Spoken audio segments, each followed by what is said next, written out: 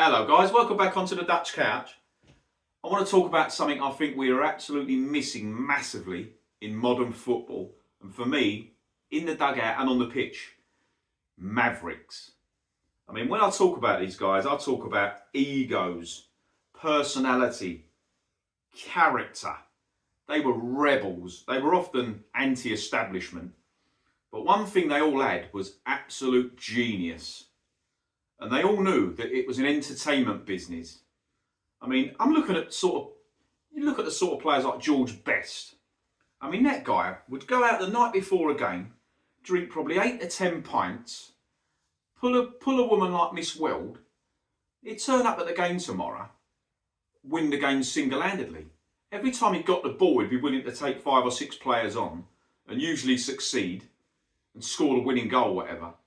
For me, that is what a genius is. You're looking at the likes of Paul Gascoigne, pretty much the same. Pretty much the same sort of player and character in that respect. Maradona. Honestly, these sort of players, you'll never see the likes of these again, I don't think. Ronaldinho, another one. In my opinion, the most naturally gifted footballer I've ever seen. Absolute maverick on the pitch. Eric Cantona. What I love about him, he was a great player. Arrogance. I think to be a maverick and to be a genius, you have to have a certain amount of arrogance. Simple things. Even he'd score a goal. He'd have his collar up, just stand there, looking at the crowd as if to say, look at me, I'm the king. King Cantona. That is genius. I'm looking at Paolo Di Canio. I mean, amazing player. But I remember when I see him he got booked once. He pushed the ref over. I think the funniest thing about that actually was the way the ref fell over. I think he should have got the fucking 10-game ban himself, the ref for the diving. Other mavericks in the 70s, Stan Bowles, Charlie George. And you remember some of these players back in the day, they played on pitches without a blade of grass on them. They were absolutely mud baths, some of these pitches.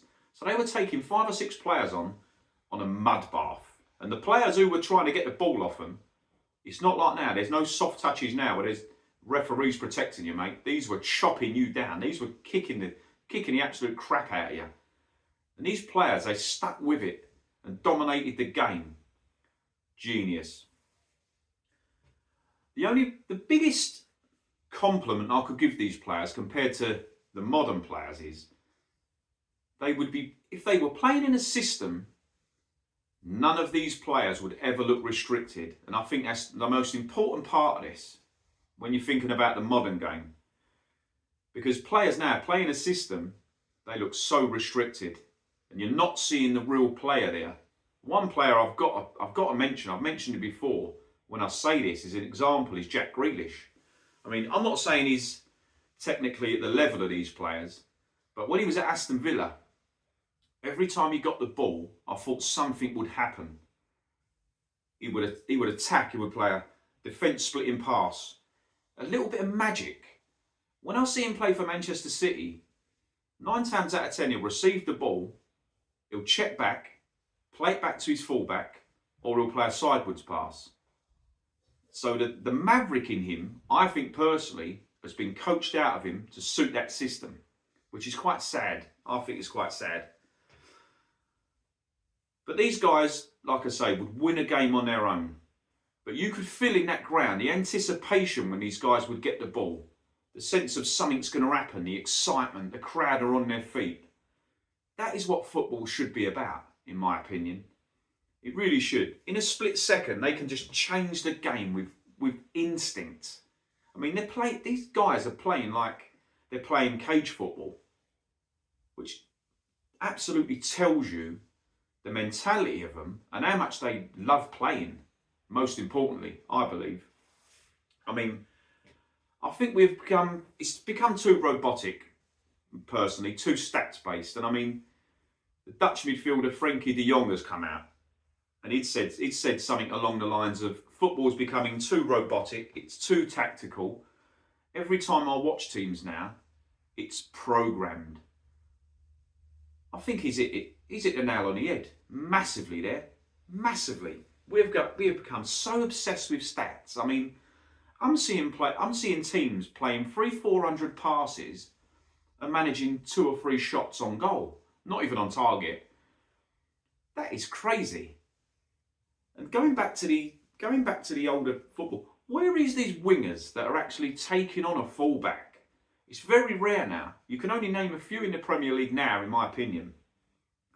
I love Forest, the way they use their wide players. They're an example I'll definitely use, because they use them in the respect that they'll let you have possession. They're not fussed about stats. They're not fussed about having 70% possession or having 600 passes. They'll let you have that, because if they win the ball back off you, they're literally going to use their wide players to skin your fullback, throw a cross in the box, and they've got an old traditional number 9 in Chris Wood who'll bang one away. You've only got to see it's working. So it does work. When you don't become too obsessed with this sort of stuff, you can still be successful. You don't have to follow the grain. You can still be. I see them as a little bit of a maverick in their own right. The way they're playing at the moment, they're being successful with it. There's a few teams. I love the way the few teams play. Bournemouth as well. I love these teams. Brilliant. Brentford, another team like that. They play their own game. Don't copy everybody else. I even think the managers are becoming robots now. I mean, you go back in the day, you're looking at the likes of, I don't know, Brian Clough. That guy, he typified the word maverick, in my opinion. As a manager, he would say exactly what he wanted to say. He didn't care who he would upset. I mean, he fell out with literally every club owner. He would fall out from personally. And he literally would tell them, you know nothing about football, stay in the boardroom, that's your expertise, I'll stick with the football. You know sod all, basically. Managers these days needs to be a bit more like this, because a lot of these, let's get it right, a lot of these club owners now, they won't even be able to tell you the offside rule, would they? You've got Alex Ferguson, pretty much the same. Say it how it is. Neil Warnock. What I would say about these guys as well, like these maverick players, they were full of charisma, personality, character, but they knew they had power. That's a massive thing I'm going to say with coaches these days at the end here. They had power, and they weren't afraid to view their opinion and tell you exactly, tell you how it is, basically, which I love. I think nowadays, sadly, I think managers or coaches as they're mostly known now, I think they're too media trained, too worried to upset people and upset the apple cart. And I don't think they have enough control. I don't think managers now have enough control.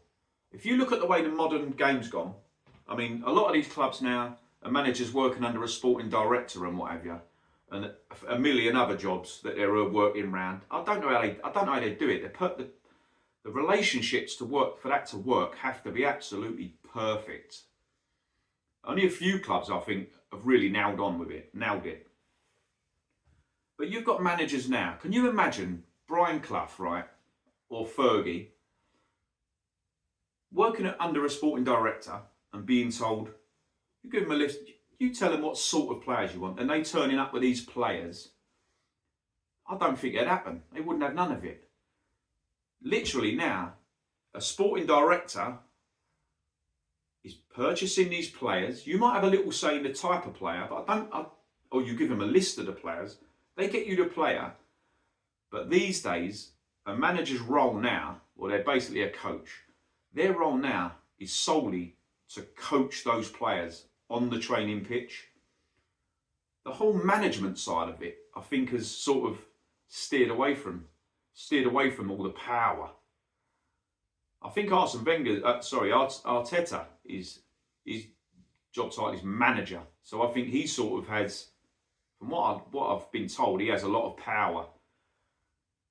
But these maverick managers, I think they're going to be very rare now, because they've not got the power that they once had. People like Cloughie and Fergie,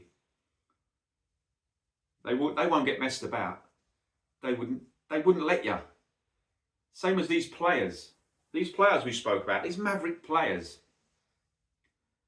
The thing they knew most of all was how good they were and the difference they made to that team. And I'm thinking about modern day now. When you see these players with this genius change a game, I'm thinking modern day now. One of my biggest pet hates, right, is watching a game and seeing one of the coaches come out.